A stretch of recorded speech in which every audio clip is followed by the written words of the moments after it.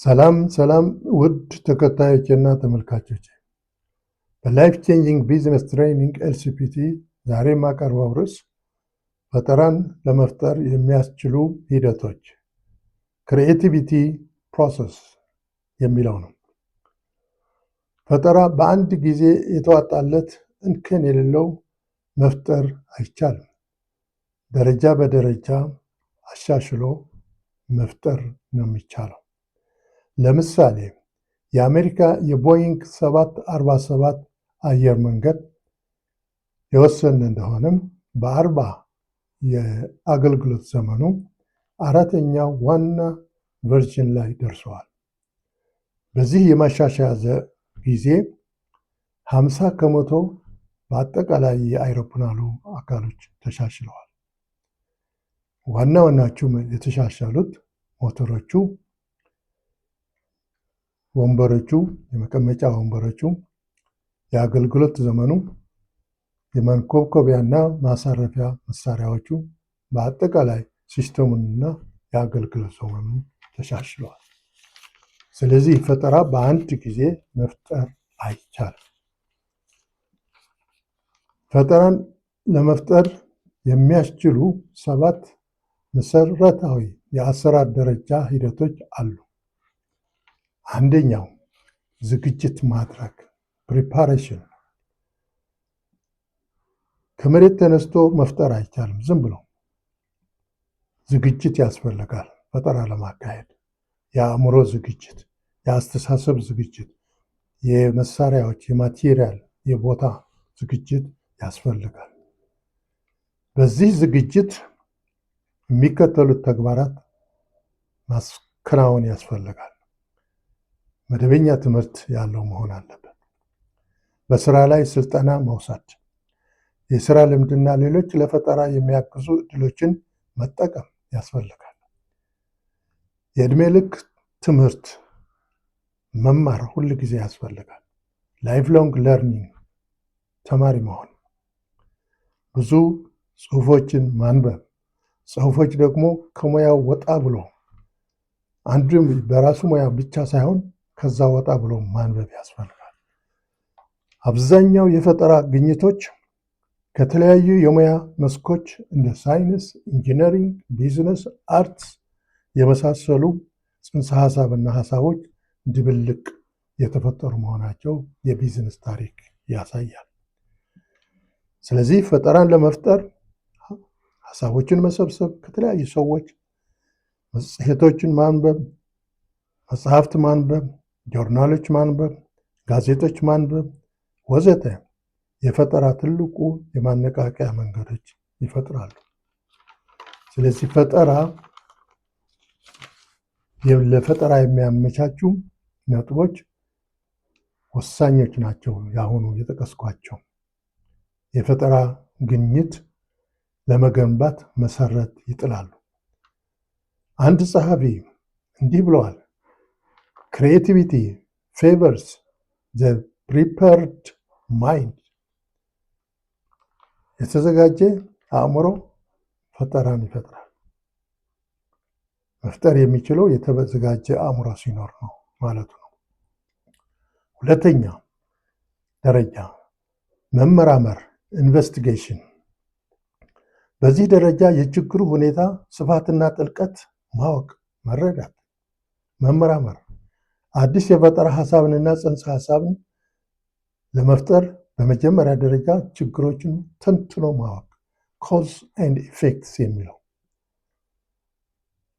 ክፍሎቹም ኮምፖነንትስ የችግሮቹ ኮምፖነንትስም በዋናነት ማጥናት ያስፈልጋል።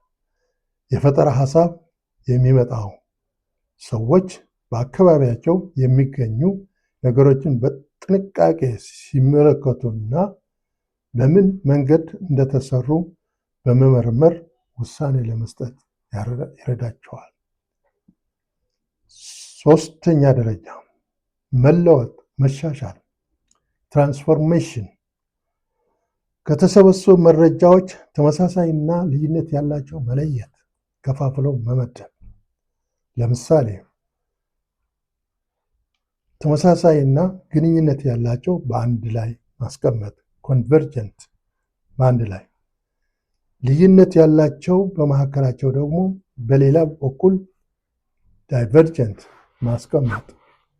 እነዚህን ለያይቶ በማየት ክፍሎቹ ያሉበት ሁኔታ በተደጋጋሚ መገምገም፣ ትልቁን ስዕል መረዳትና ያሉበትን ግን በሂደት ተከትለው ደግሞ የሚመጡ የቀደም ብሎ ያልታዩ ችግሮችም ካሉ እነሱንም መመልከት ያስፈልጋል።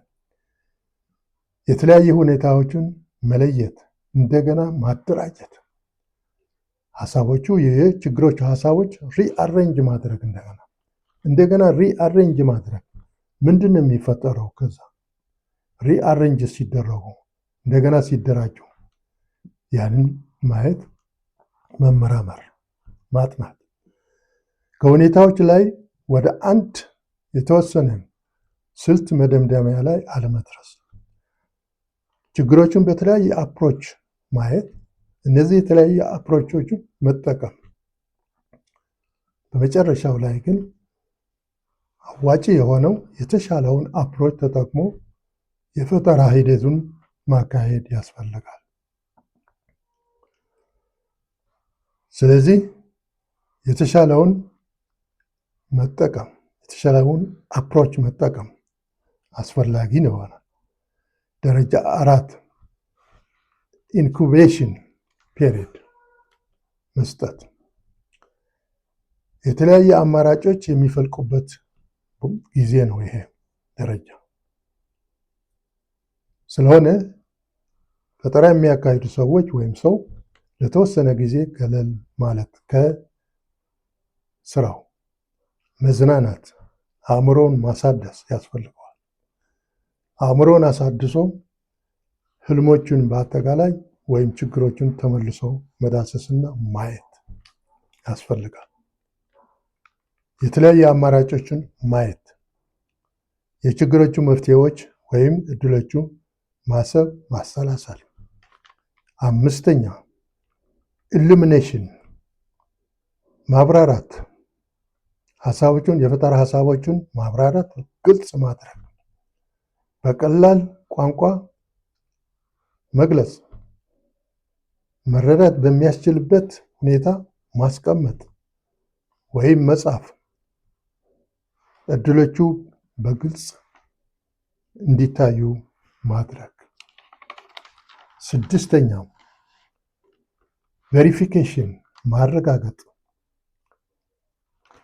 ሀሳቦቹ ወይም የፈጠራ ሀሳቡ ወደ ምርትና ወደ አገልግሎት መቀየር፣ ከተቀየሩ በኋላ ቴስት ማድረግ፣ መሞከር፣ ኤክስፐሪሜንት ማድረግ፣ በእርግጠኝነት ለችግሩ የተሻለ መፍትሄ ወይም እድል ይፈጥራል ብሎ ማየት፣ ተፈላጊ ነው ከሆነ ሀሳቡን እንዴት ነው በገበያ ቦታ በተሻለ ሁኔታ ወደ ተግባር መቀየር ይቻላል? ካስተመሮች ወይም ደንበኞች ወይም ህዝቡ ይወደዋል? ምርቱ ወይም አገልግሎቱ ካለን ብቃት ወይም ካለው ብቃት ወይም አቅም ኮምፒተንስ ይስማማል? ከድርጅቱ ከሚፈጥረው ኮምፒተንስ ጋር ይስማማል? ይሄዳል? ለማምረት እና ለማቅረብ ምን ያህል ወጪ ይጠይቃል? አዋጭ ነው? በዋጋ በሚሸጥበት ጊዜ በቂ ሽያጭና ትርፍ መፍጠር ያስችላል? ቢዝነሱን ያወጣው በአጠቃላይ ለኢንቨስትሜንቱ መሸፈን ያስችላል? ገቢው? ይህንን በሙሉ ማየት ቴስት በሚደረግበት ምርቶቹ ወይም አገልግሎቶቹ። የመጨረሻውና 7ኛ ደረጃ ኢምፕሊሜንቴሽን ወደ ተግባር መቀየር። ይሄ አሁን ተሞክሯል። ከተሞከረ በኋላ ታይተዋል። ጥሩነቱ መጥፎነቱም በሙሉ ታይተዋል። ስለዚህ አዋጭነቱም በሙሉ ታይተዋል። ወደ ተግባር ደግሞ መቀየር። ሀሳቡ ወደ ተግባር በሚቀይርበት እውነተኛ ተጨባጭ ተግባር የሚቀየርበት መንገድ ማመቻቸት። አንዳንድ ሀሳቦች በመንገድ ላይ የሚንጠባጠቡ ሊኖር ይችላል። ግን ትክክለኛ የሆነው የፈጠራ ግኝት ከተገለጸ ደረጃዎች ጠቃሚ የሆነው ከዛ በላይ የሆነው ከገለጽኳቸው አጠቃላይ ደረጃዎቹ ጠቃሚ የሆነው ፈጠራ ወደ ተግባር ቀይሮ ማየት፣ መገምገም፣ ማረጋገጥ ያስፈልጋል። ከዛ በኋላ ስኬታማ ሆነዋል ወይ? ዓላማው ተፈጻሚ ያደርገዋል ወይ? እንግዲህ የተነሳበት ዓላማ ተፈጻሚ ካደረገ ጥሩ ፈጠራ ነው ማለት ነው። ሳብስክራይብ፣ ላይክ፣ ሼር፣ ኮሜንት አድርጉ። አመሰግናለሁ።